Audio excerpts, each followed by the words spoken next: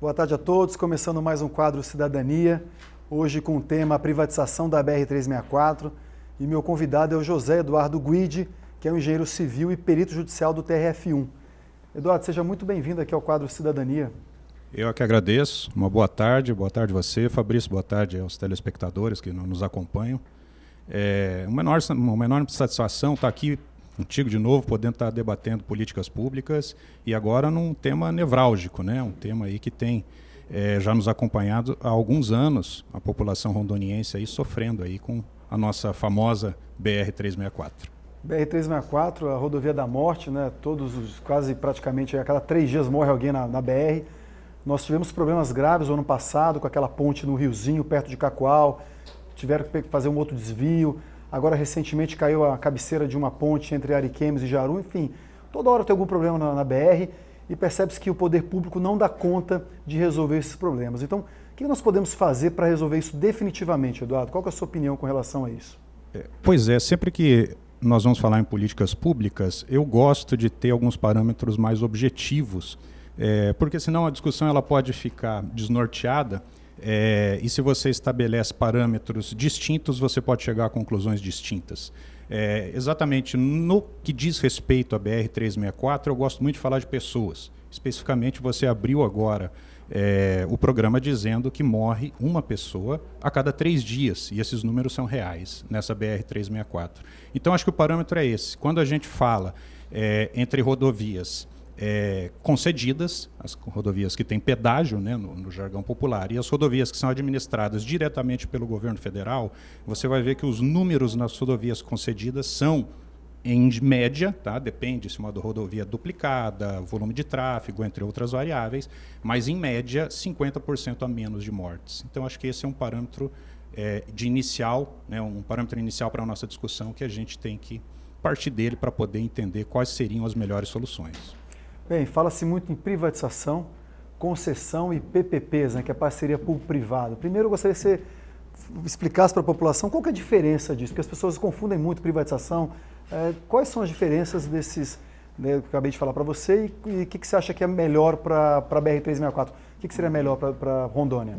Olha só, realmente existe essa confusão, é saudável sempre que a gente pode abordar esse tema. Mas no final, privatizações, concessões, elas derivam de um mesmo termo que se chama desestatização. Basicamente é o seguinte: desestatizar é o Estado deixar de atuar especificamente no desenvolvimento de produtos, entrega de serviços, e você pode fazer isso de 2 maneiras: através das privatizações, que é quando o Estado vende, por assim dizer, tá, o seu ativo, vende uma empresa, em definitivo aquela empresa passa a ser agora da iniciativa privada. E as concessões, aonde o Estado concede os serviços que até então ele tomava conta, mas o ativo permanece do Estado. E por um prazo determinado, né, Eduardo? Por prazo determinado, 20 anos, 30 anos, vai depender do modelo de concessão que for adotado. Para as rodovias, no caso brasileiro, majoritariamente, são as concessões. A gente não fala em privatização de rodovia aqui no Brasil. Nós falamos em rodovias concedidas, que também vão ter outras subdivisões, né? Cada caso vai ser analisado da melhor maneira. Eduardo, eu tive a oportunidade de já dirigir em algumas estradas fora do país, na Itália, na França, na Espanha, na Alemanha, na Suíça, na Áustria. Eu sei que você também já dirigiu em rodovias fora do Brasil.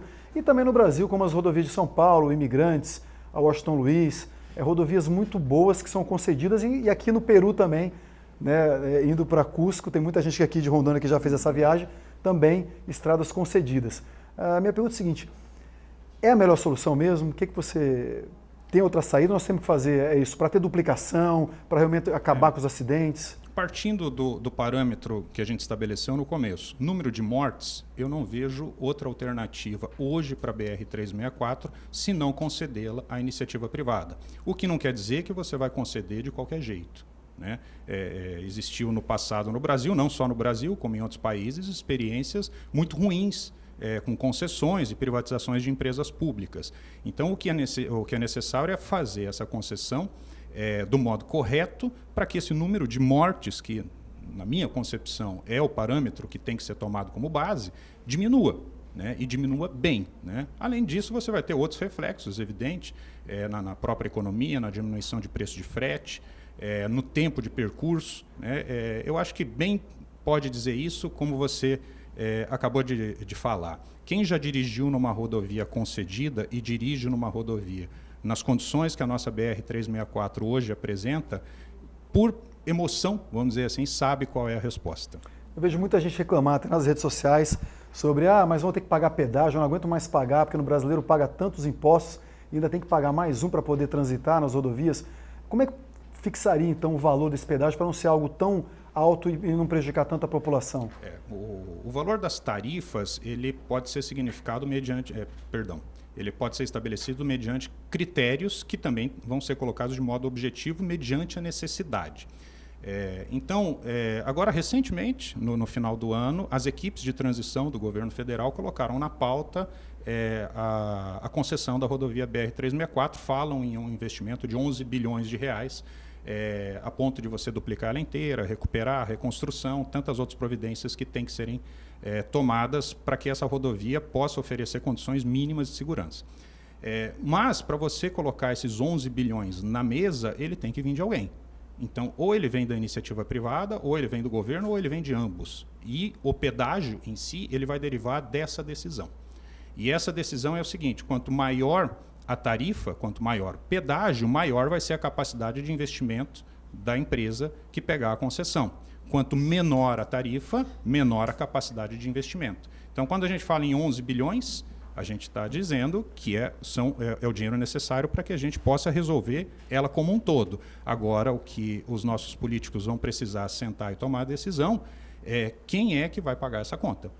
Então, o importante é acompanhar primeiro o projeto, depois o processo licitatório e cobrar, então, das nossas autoridades para que seja feito algo bom para Rondônia. Não adianta nada conceder isso à iniciativa privada e depois o povo ser penalizado com uma tarifa muito alta.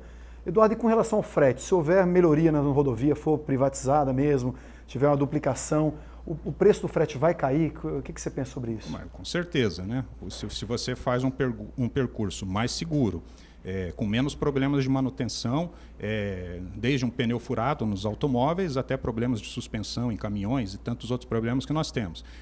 Um trecho mais rápido, diretamente o preço do frete é impactado. Nós temos não só soluções como em rodovias, mas em modal de transporte como um todo, onde você vai entrar com soluções por ferrovias, hidrovias. Tantos países utilizam isso, até mesmo o Brasil tem experiências boas em outros locais da nossa federação. O frete é imediatamente impactado e, em determinadas situações, violentamente impactado. Eu gosto sempre de citar a experiência de Nova York, já do século retrasado, quando eles abrem o canal do Erie, ligando os Grandes Lagos até o porto de Nova York, eles reduziram o preço do frete em 6 vezes. Então espero que seja bom para o nosso estado.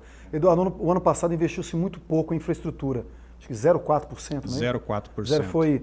Nos últimos 10 anos foi o pior investimento em infraestrutura. Se é que dá para chamar de investimento. De investimento. Vamos ver se esse ano, então, o governo federal faça investimentos de fato. O que nós podemos esperar para os próximos 20 anos aí em infraestrutura e principalmente investimento em rodovias? Fabrício, eu vou jogar um banho de água fria na nossa expectativa. Você abriu já a tua pergunta dizendo do baixo investimento 0,4%. Só para você ter ideia, em infraestrutura, os estudos do Banco Mundial para países do BRICS, como é o caso do Brasil, o investimento para você manter a tua infraestrutura seria de 3 a 3,5% do PIB. Nós estamos falando de 2018, o Brasil investiu 0,4%.